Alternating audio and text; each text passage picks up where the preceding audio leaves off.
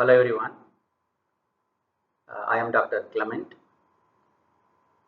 Research Assistant Professor working at the Department of Chemistry, SRM Institute of Science and Technology, KTR campus. Today we will discuss one of the very interesting module called Solubility Product. This physical chemistry concept is very useful for those who learn nanochemistry and analytical chemistry, because for every synthesis and analysis, the solubility of the compound really matters. Today, in this module, I will detail the significance and the concept of solubility product, which in turn called KSP or KSP values. To understand the solubility product, we are supposed to learn the basic aspects. I mean, few terms supposed to be learned before entering into the concepts.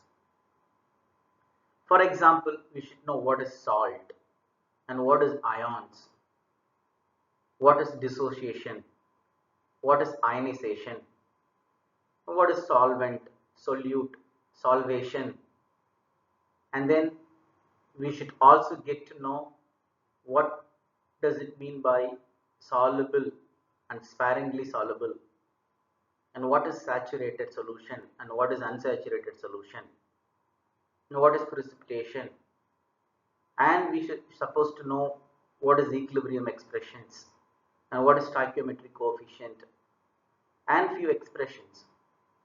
So we should know these very preliminary aspects to understand the concept called solubility product. Now in the right side of the slide, here you see the very important example that whenever we use any salt for our research purpose or for our understanding, we usually call it, we usually try to understand whether it is soluble or insoluble or sparingly soluble. So how do we define this? How we supposed to define the solubility? For that, here are the three cases given. Case 1, if the solubility is greater than 0.1 mole per liter, then we can call it as a soluble salt. In case if the solubility is less than 0.1 mole per liter, then we call it as sparingly soluble salt. And case 3, if the solubility is lesser than 0.01 mole per liter, then we call it as sparingly soluble salt. So this is how the inorganic salt have been classified based on the solubility. Now, so this is the KSP value table. We usually happen to see such tables in any physical chemistry textbook. For example, silver chloride, the KSP value is 1.8 multiplied by 10 to the power minus 10. And the silver bromide, the KSP value is 5.0 times of 10 to the power minus 13. And silver iodide, the KSP value is 8.3 times of 10 to the power minus 17. Likewise, there are different inorganic salts given with the corresponding KSP values. So what do we understand from these KSP values? First of all, you should know how to compare these KSP values. Here it is clearly mentioned that KSP values can be compared only if the ratio of the ion is same. Say for example, silver chloride, silver bromide, silver iodide. Here all the ions ratio are same. Then we can easily compare the values. If the ratio of the ions are not same, then we cannot compare the solubility KSP values. Say for example, lead chloride. Here lead is 1 times, whereas the chlorine is 2 times. So here we cannot compare silver chloride with lead chloride because the ratio of ions is not same here in these two cases. Therefore, the conclusion is that we can compare the KSP value only when the ratio of the ions are same. After that, what do we understand from this value? Just by looking at this value like 1.8 multiplied by 10 to the power minus 10 or 8.3 times of 10 to the power minus 17, what do we understand from this? So to understand this value, I want to discuss first how to calculate the KSP value. So after understanding the calculation part, I'll come back here and explain the significance of these two values. Now let us move to understand the significance and use. So the point is, before discussing the calculation part, you should know the significance.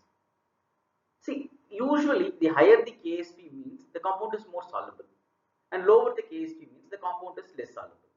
This is the concept by which we understand the solubility. One more thing, by comparing the ionic product Q with this KSP value, we can predict whether the precipitate will form or not. That is the very important thing. And then some selective precipitation of ions also can be understood using this.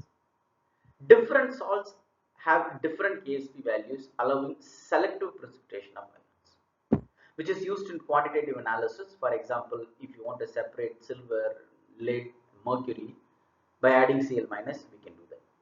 And by mixing silver and Cl minus solutions will form the AgCl precipitate only if the ionic product is greater than the KSP value.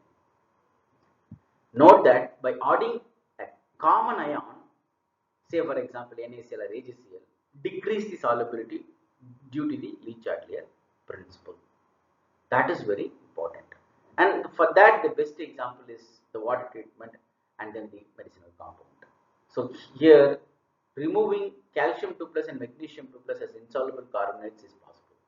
And in medicine, controlling the drug solubility, for example, in the case of calcium sulfate in plastic casks, it's possible.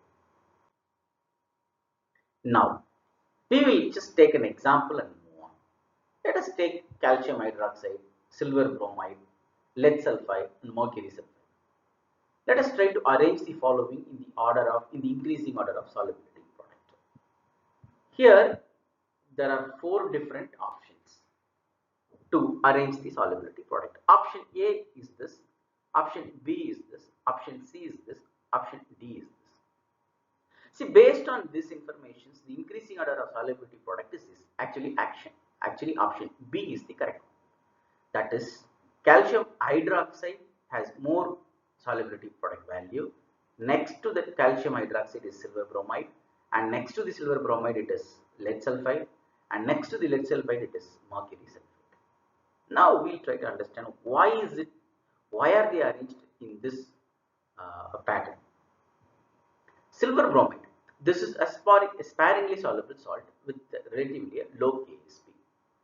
So here we can easily understand that this has a low KSP value compared to calcium hydroxide. So it clearly says it is sparingly soluble salt. Now let us go to mercury sulfide. This compound is less soluble than AgBr, hence it has a lower KSP value. Obviously, quite obvious. And let us take lead sulfide. This compound is even less soluble than mercury sulfide, indicating the lower KSP value. Calcium hydroxide. This compound is more soluble than the other listed, thus it has the higher KSP value. Alright, keep all this point apart.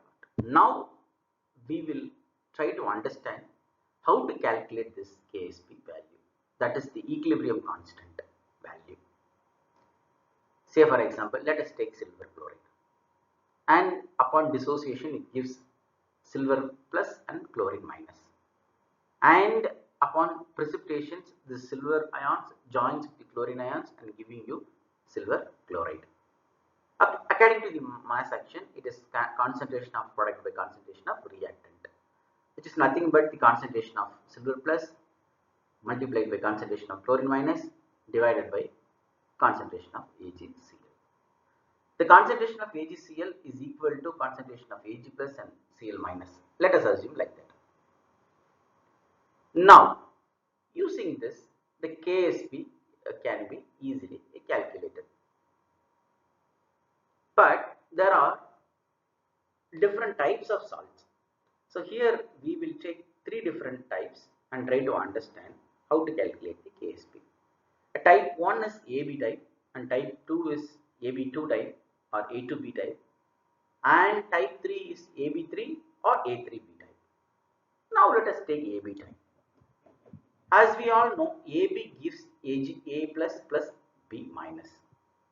And then now we understand that here we have in this expression A is AB and A plus concentration is 0 and B minus concentration is 0.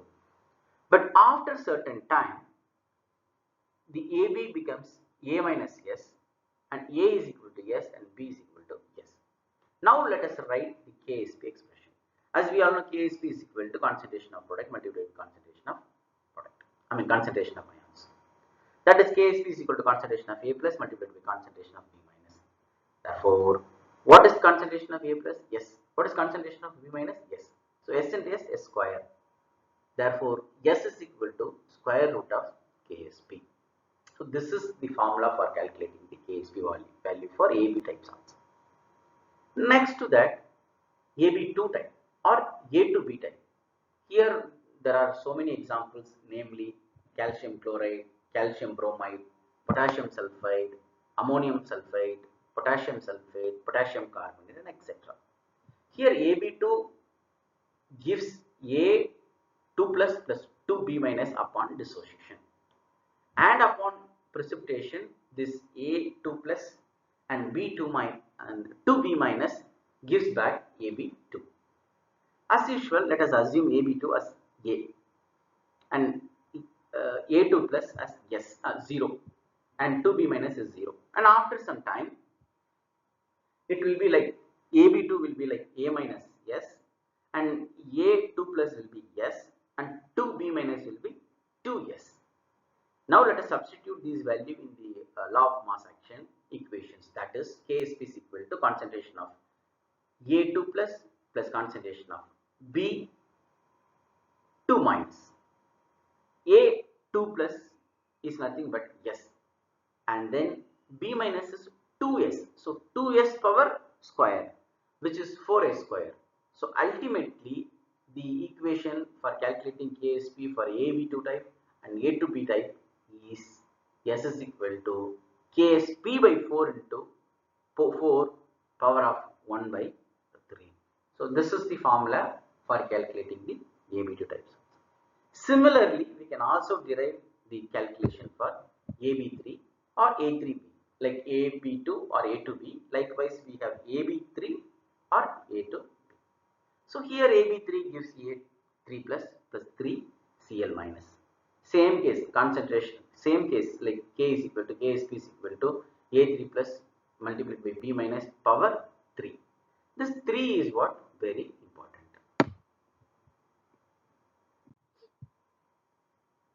Now, the solubility, we will try to understand the solubility of barium sulfate in water is 1.07 times of 10 to the power minus 5 mole per decimeter.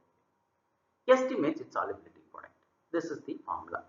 So it looks like AB type, right?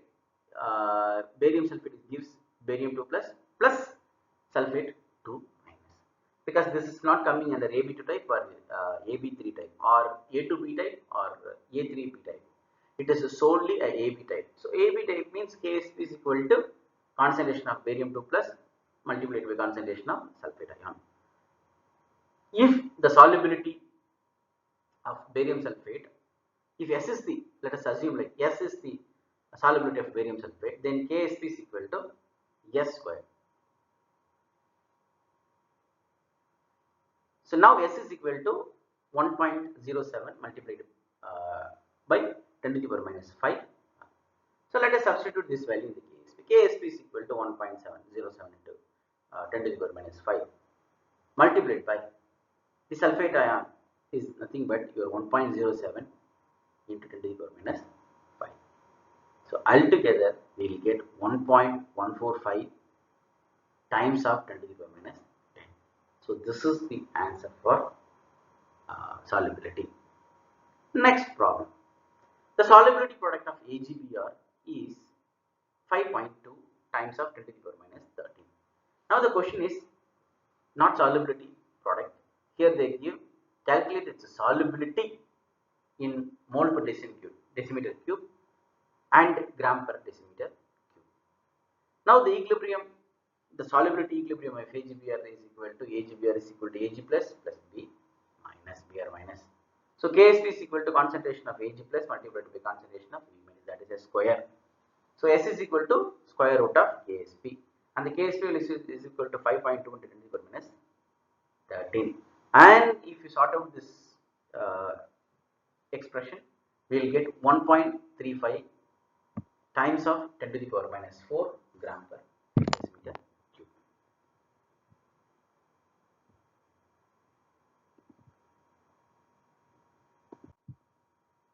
Common ion effect. What is common ion effect in solubility? The solubility of a substance always decreases in the presence of common ion. According to Le principle, on increasing the common ion concentration, equilibrium shifts in backward direction until the equilibrium is re-established. So, the solubility of substance decreases but Ksp remains same because it is an equilibrium constant which depends on temperature. Note this is very important. The solubility of substance decreases but Ksp remains the same. How come the solubility of substance decreases but Ksp remains same? This is one of the very important questions, and we will try to find out the answer to that. Same wise, find out the solubility of AgCl in the presence of C molar NaCl solution. As we all know, NaCl is the small impurity. So AgCl gives Ag plus Cl minus. So let us consider the AgCl as S, Ag plus as S, Cl minus as S. Then according to the law of mass action, Ksp is equal to concentration of Ag plus multiplied by concentration of Cl minus. That is S multiplied by S gives you S square. Now in the presence of NaCl solutions, NaCl gives Na plus plus Cl minus. That can be assumed as C as concentration and Na plus is C and Cl minus is C. Let solubility of AgCl in the presence of NaCl can be expressed as follows. That is AgCl gives Ag plus plus Cl minus and S gives Cl minus plus this thing. So now let solubility of AgCl in the presence of NaCl solution is S mole per liter. Therefore, AgCl becomes Ag plus plus Cl minus. So AgCl is S dash and Ag plus is S dash and Cl minus is S plus C. So according to the law of mass action, Ksp is equal to concentration of silver plus multiplied by concentration of Cl minus. That is S into S plus C, which gives S square plus Sc. S square is a very negligible value, so we can directly write Ksp is equal to Sc. So using these expressions, we can calculate we can solve this problem. So with this problem, I will wind up today's class. Now the problem is like this: the solubility of calcium chloride is 4 times of 10 to the power minus 8. That is the solubility. And the question is then find out the Ksp and its new solubility in the presence of 10 to the power minus 2 molar calcium hydroxide. So calcium chloride gives calcium 2 plus plus 2 Cl minus. That is 1, and then the calcium 2 plus is considered as S and Cl2 minus considered as 2S. So Ksp is equal to naturally 4S cube. So calcium hydroxide gives calcium 2 plus plus 2 OH minus. So at concentration both of them 0. At 0 it is C and 2C. So calcium chloride gives calcium 2 plus plus 2 Cl minus. And calcium 2 plus can be expressed as S plus C and 2 Cl minus can be expressed as 2C dash. And now the Ksp is equal to concentration of calcium 2 plus multiplied by concentration of Cl minus square. that is S plus C times of 2a square, that gives you 4s cube plus 4a square C.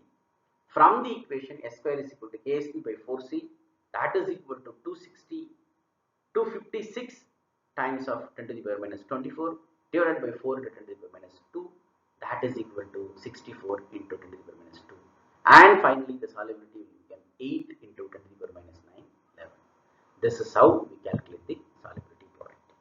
So now in this module, I hope everyone understand what is solubility product and how to define the solubility based on the KSP value. And you also learned how to calculate the KSP value for different types of salts, namely AB type, AB2 type or A2B type, and then AB3 type or A3B type. So for all these three inorganic salts, we have derived an equation, and using the equation we can calculate the KSP value. And if you know the KSP value, you can calculate the solubility value. It's actually vice versa. So thank you for listening to me today. In the next class, we will continue other effects, which is very much useful for nanochemistry and analytical chemistry. Thank you.